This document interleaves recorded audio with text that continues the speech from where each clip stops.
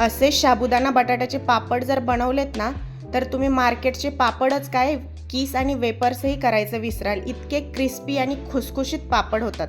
त्यासाठी मी 1 किलो साबुदाणा चांगला पांढरा शुभ्र फुलून येईपर्यंत भाजून घेतलेला आहे. 3 किलो बटाटे कुकरमध्ये चांगले उकडून घेतलेले आहेत.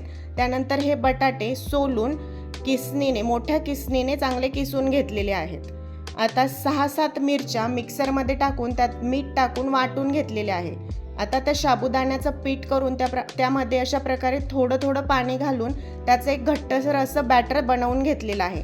आता एका मोठ्या पातेल्यात तांब्याभर पाणी टाकलं, त्यामध्ये वाटलेल्या मिरच्याचं वाटण घातलं आणि त्याला उकळी आल्यानंतर आपण तयार केलेलं हे साबुदाण्याचं बॅटर थोडं थोडं घालून त्याला छान हटवून घेतलेलं आहे.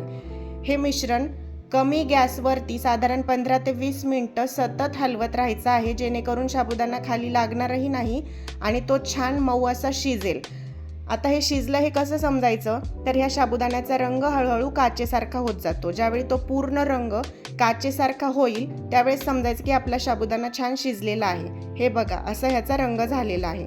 आता हा साबुदाणा शिजल्यानंतर मी थंड करून घेतला आणि त्यामध्ये हे किसलेला बटाटा टाकून दोन्हीही वस्तू चांगल्या प्रकारे मळून घेतलेल्या आहेत.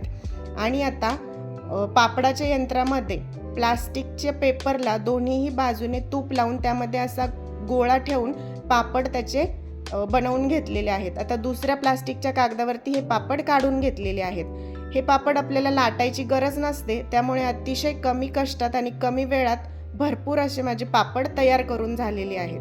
आता हे पापड मी दिवसभर उन्हामध्ये वाळवले आणि बघा आपल्या किती सुंदर पापड्या तयार झालेल्या आहेत. कुठल्याही प्रकारचा पापडखार वगैरे न वापरता तेलामध्ये अतिशय खुसखुशीत अशी पापडी तयार झालेली आहे. व्हिडिओ आवडल्यास नक्की लाईक आणि सबस्क्राईब करा. थँक्यू.